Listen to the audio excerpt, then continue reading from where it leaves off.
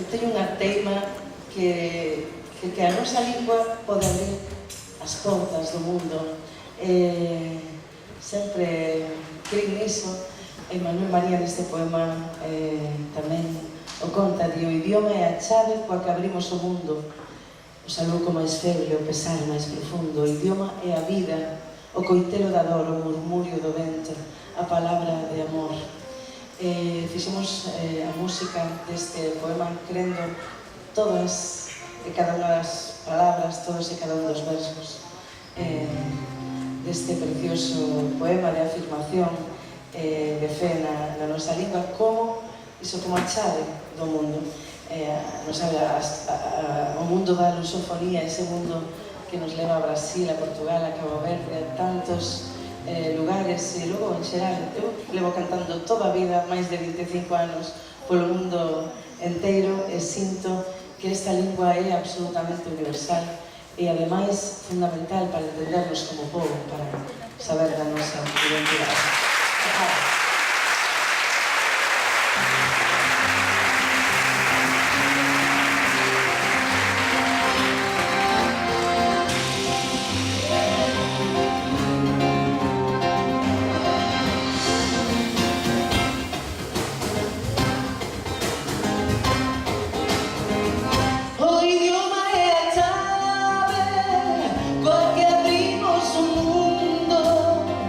O saluco máis fele, o pesar máis profundo. O saluco máis fele, o pesar máis profundo. O idioma é a vida, o coitelo da dor, o murmurio do vento, a palabra de amor. O murmurio do